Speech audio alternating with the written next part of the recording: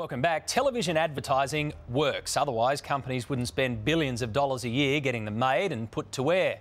But what makes a great ad? Some are rubbish, others are fabulous, some are deliberately outrageous.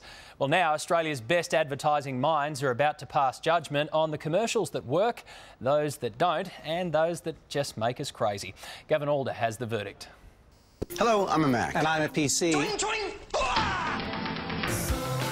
They entertain and annoy us in equal measure. No need to thank me. Good or bad, TV ads are designed to make an impact. Tonight, our expert panel decodes the best, the worst and the most complained about. Let's just take everything off air, just in case the loud minority like you guys are upset about it, because we'll never say anything about anything. Paul Gardner is chairman of Grey Advertising. Simon Hammond is a leading brand expert and director of Bastion Brands. From Deakin University consumer behaviour analyst Paul Harrison, and keeping all of them on their toes, advertising watchdog Julie Gale of Kids Free to Be Kids. That's very try-hard. A little later, we'll reveal the very best TV ad of all time. But considering nearly 4,000 complaints were lodged with the Advertising Standards Bureau last year, what better place to start? That ad is stupid. That's fun. Come on. It feels like that was a male making an ad for males. Maybe that's the thing. There's a fine line between information and entertainment, isn't there? That conveyed no information. What about me? Advertising's Moulin Rouge, isn't it? You get a lot of people that can't sing together in a big production. Amy, over the last 20 years, have done a great job in making situations, without taking themselves too seriously, come to life, and they've been able to keep their brand high. I mute the TV when the ads come on. I can't stand ads, and I teach my kids to pull them apart and be really cynical, and I'm cynical. That's so contrived, I can't stand it.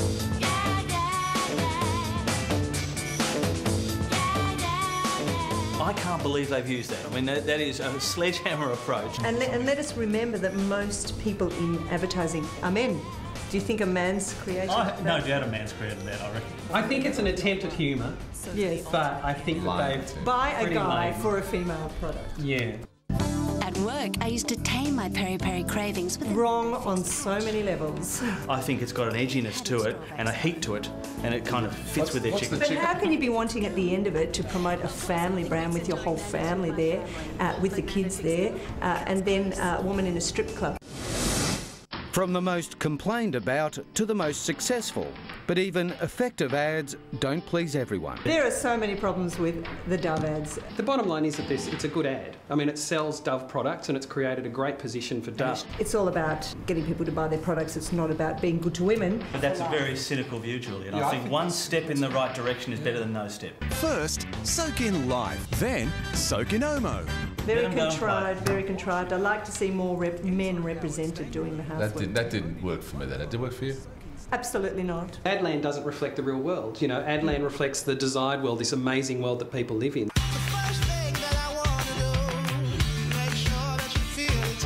Can you guys tell me, is that real? Is there actually a machine that does that? Yeah. Everyone knows what Coca-Cola tastes like. Yeah. Everyone's tried Coca-Cola, right? But what they try to do is to put it against the concept of when you're having fun, Coke is a natural part of that time. I have to walk past his room in the morning. I tell you, that's an incredible campaign. Powerful. I think the TAC ads and all of those ads are really effective. You've hit the nail on the head of some true fears in kids where they see a myriad of people they could affect.